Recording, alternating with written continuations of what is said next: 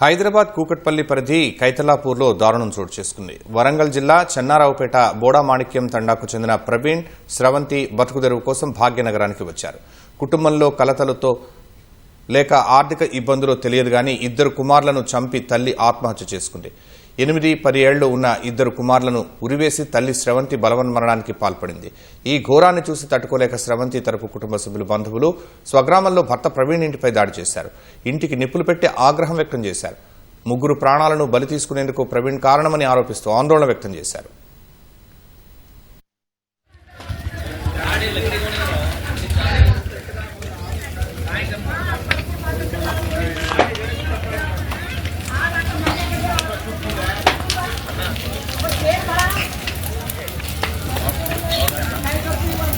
మెయిన్గా చెప్పాలంటే ఇది అక్రమ సంబంధంతోనే ఇది జరిగినటువంటి సంఘటన సార్. గత 2 సంవత్సరాలుగా ప్రవీణ్ అనే క్యాండిడేట్ అక్రమ సంబంధం స్టార్ట్ చేయడం వల్ల అతను మా చెల్లె మనస్తాపానికి గురై ఇలా ఊరేసుకొని చేయడం జరిగింది. అంటే నిన్న వీళ్ళు ఫెస్టివల్కి వెళ్ళారు మా ఊర్లో. అది దుర్గమ్మ అనేసి ఒక ఫెస్టివల్ ఉంటుంది, దానికి వెళ్ళేసి వచ్చిళ్ళు అన్నట్టు.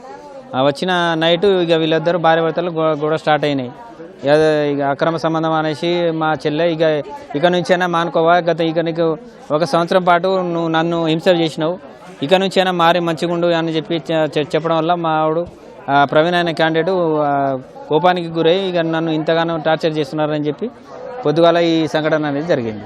2 సంవత్సరాల క్రితం కార్ డ్రైవింగ్ చేస్తూ ఉండే, అది మానేసి అది ఎప్పుడైతే లవ్ అఫేర్ అదే సెకండ్ మ్యారేజ్ చేయడం అక్రమ సంబంధం స్టార్ట్ చేసిండో అక్కడ నుంచి ఇంటికాడనే ఉండి బయట డ్రిల్లింగ్ మిషన్ కానీ అది కోర్ కట్టించి హోల్స్ వేయడం కానీ అటువంటి పనులకు వెళ్ళేవాడు. ఇంత దారుణానికి ఒడిగడతాడు అనేది మేము ఊహించలేకపోయినాం. ఇలాంటి పరిస్థితి ఎందుకు వచ్చిందంటే ఇక నుంచైనా నా భర్త నాకు మారి బిడ్డ ఇక నుంచైనా మారుతాడట, ఇప్పుడు ఇక నుంచైనా మీతో ఉంటాడట అని చెప్పేసి మా ఊర్లో మా పెదనాయన కానీ మా పెదబాపుల అన్నదమ్ములు అందరం కలిసి మా చెల్లెను కన్విన్స్ చేయడం వల్ల ఇక నుంచైనా మీ భర్తతోనే ఉండు, ఎన్ని రోజులని నువ్వు ఒంటరిగా ఉంటావు, పిల్లలు పెద్దగా అవుతాను కదా మరి అనేసి చెప్పడం వల్ల మా చెల్లె కూడా సరిగా అయిందేదో అయిపోయింది, నా భర్త నాకు కావాలనేసి ఈ ప్రవీణ్ అనే క్యాండిడేట్ను చేరదీయడం జరిగింది. చేరదీసినాక కూడా ఇతని వంకర బుద్ధి మాత్రం పోనించుకోలేదు. ఇదే మళ్ళా కొనసాగించడం, ఫోన్లు చేయడం, అటువంటి చేయడం. అమ్మాయి ఫోటోలు కూడా ఇతను ప్రస్తుతం ప్రవీణ్ అనే క్యాండిడేట్ మాత్రం పోలీస్ స్టేషన్లో ఉన్నాడు. ఉన్నది వాళ్ళు ఇద్దరే భార్య భర్తలే, వేరే వాళ్ళ కక్షలు కూడా కుట్రలు కూడా పక్కన ఎవరు లేరు.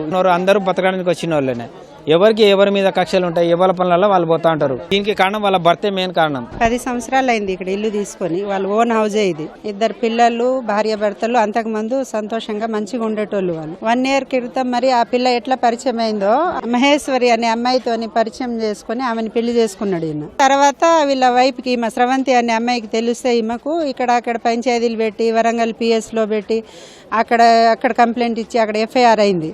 అంతకు ముందేమో నేను చేసుకోలేదు, నాకు ఆ పిల్లతో సంబంధం లేదన్నాడు. తర్వాత ఈ పిల్ల పట్టుకుంది, అట్లా పట్టుకున్నాక ఇంకా వాళ్ళు డైరెక్ట్ పెళ్లి చేసుకుని అక్కడ వరంగల్ PSకి వచ్చేసిండు. అక్కడ వచ్చేసి ఇంకా అక్కడ చేస్తే అక్కడ మేము పెళ్లి చేసుకున్నాం, మేము ఇష్టపూర్తిగా చేసుకున్నాం అనేసి అంటే ఇంకా వాళ్ళు గొడవలు చేసి పెద్దోళ్ళు పంచాయతీలు చేసి సరేలే అన్నట్టు ఇంకా వీళ్ళకు వదిలేసిండ్రు. ఇంకేం మాట్లాడకపోతే ఈ పిల్ల ఏమన్నది, ఇక నువ్వు చేసుకున్నావు కదా ఎలాగా నా దగ్గర రావద్దు, ఆ పిల్లతోనే ఉండిపో అనేసి ఈ స్రవంతి అనే అమ్మాయి అనేది. పెళ్లి చేసుకుని ఆమెకు ఎక్కడో పెట్టేసి ఆ పిల్లగాడు డైలీ వచ్చి మాకు టార్చర్ పెట్టేటోడు. నా దగ్గర కూడా ఒక 4-5 సార్లు నేను పంచాయతీ చేసినా మరి ఇద్దరు సపరేట్ ఉండండి, పడనప్పుడు ఎందుకు, తర్వాత ఇద్దరు అర్థం చేసుకున్నప్పుడు ఏదో ఒకటి అవుతుందంటే నాకు ఆ పిల్లతో సంబంధం లేదాక ఈమె కావాలని చెప్తుందని అనేటోడు. కానీ ఆమెతోనే కలిసి ఉండేటోడు. మళ్ళీ ఈమెకు దొంగసాటుగా ఏది టైమింగ్ లేకుండా మధ్యాహ్నం కానీ రాత్రులు కానీ పొద్దున్న ఎర్లీ మార్నింగ్ కానీ వచ్చి కొట్టేటోడు ఈ అమ్మాయి. ఇక ఈమె ఇలాగే మెంటల్ టార్చర్ పడి నిన్న వీళ్ళు 3 రోజుల కింద ఊరు వెళ్ళిండ్రు.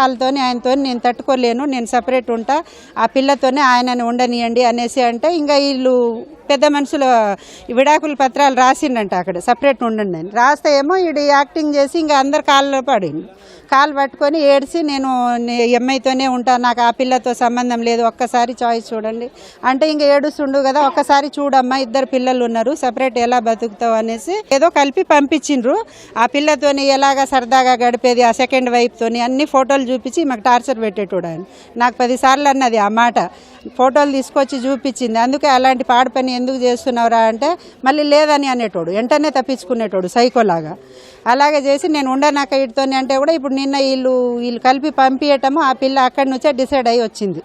ఎందుకంటే నేను ఈయనతోని బతకలేను, ఈ టార్చర్ నేను పడలేను అనేసి ఆ పిల్లలు 2 ఉరి వేసి అమ్మేసుకుంది.